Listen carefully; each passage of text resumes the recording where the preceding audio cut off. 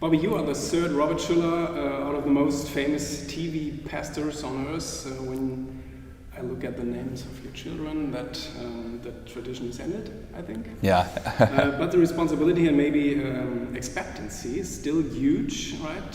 When a pastor makes a comment in front of his 200 people audience, it's one thing. When you make a comment, millions are watching on Hour of Power. Sure, yeah.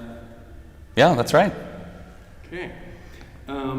We have our average household in the United States is 1.2 million, which is pretty big. That's on a par with like Dancing with the Stars or Game of Thrones or something like that. So we have a pretty big audience.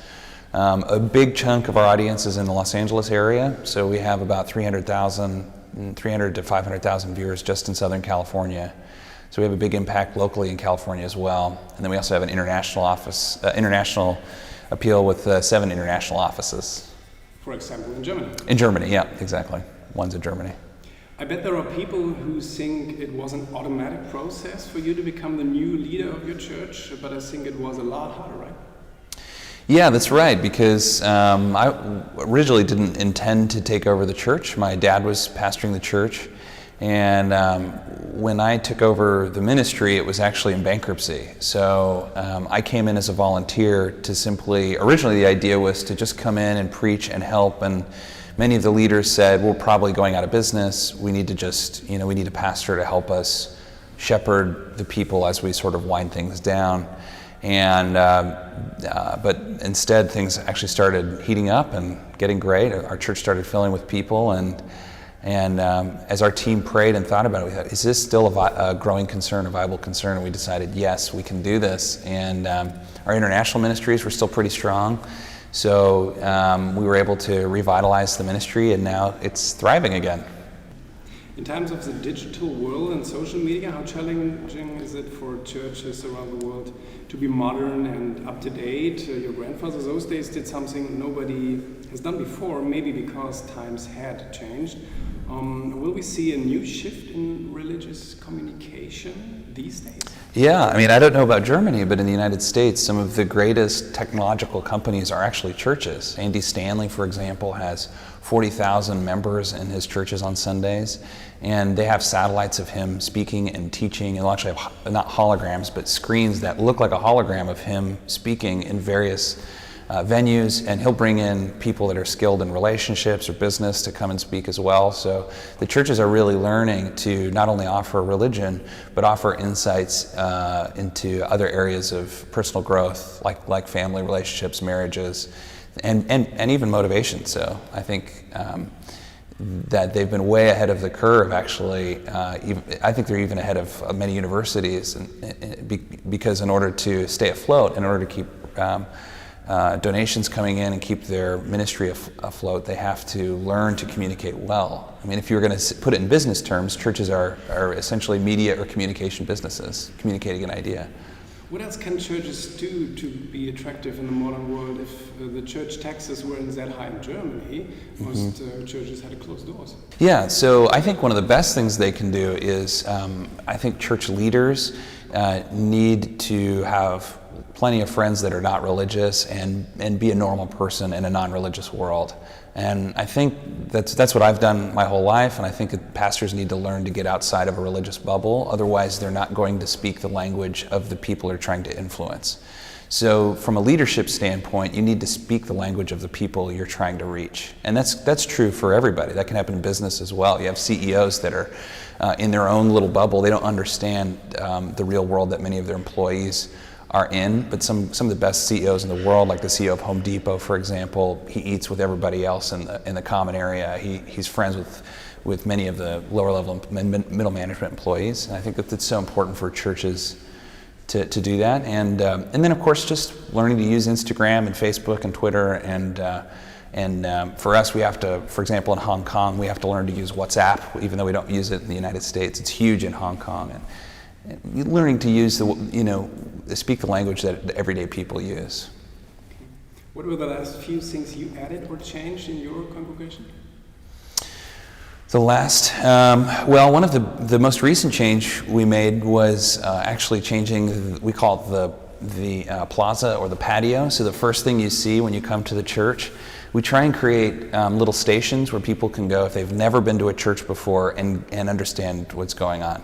I grew up Protestant, but when my wife and I went on our honeymoon, we wanted to check out a Catholic church. And I felt so uncomfortable because I didn't know when I was supposed to stand or sit. Everybody got up to do something. They were taking Eucharist, but I didn't know how to do it. And then when I went to take Eucharist, they told me I couldn't take it. And so it was just a very uncomfortable experience. And I realized that just as a Protestant going to a Catholic church, many people who've never been to a church before, who maybe now want to start going to church, can feel very uncomfortable. So we want to always create a church environment where people who've never been to church, like a lot of times people in my generation will have kids and they'll think, well, I've never had religion, but I want my kids to have religion or some kind of a moral compass. So very often you'll see young couples in their 30s or 20s coming to church but feeling really uncomfortable. So what we try and do is we create these stations and just say, hey, look, this is what's going to happen. You don't have to worry about doing anything right or wrong. I'll even say at the opening of the service, even if you're an atheist or agnostic or your girlfriend dragged you to church today, don't worry. We're just glad you're here. And we'll try and do things so that anyone who comes that wants to sort of dip their toe in the water of religion can feel comfortable at our church and really get an honest review of what's going to happen. You know. Okay. For a business audience, if Jesus had been an entrepreneur, would he have been more successful than others? Well, yeah, I think he would have, because first of all, I believe that Jesus is the smartest human being who's ever lived. Of course, Jesus measures success different than many businesses do, but I think from a business standpoint, he would have done very well, because what we've learned, I think we've learned in the secular area, that servant leadership actually works really well in business. There's now a lot of talk within businesses about your employees being your first customer. That is, that the leaders of a company serve their employees, and the better the leaders of the company serve their employees, the better the employees are going to serve the customer. And that idea is totally original to Jesus Christ. The idea that, you know, in his day, it was the opposite, right? The servant serves the master. But Jesus said, no, in this kingdom, the masters serve the servant, that the greatest among you is the one who serves the most. So, and he displayed that by dressing up like a slave and washing the feet of his disciples.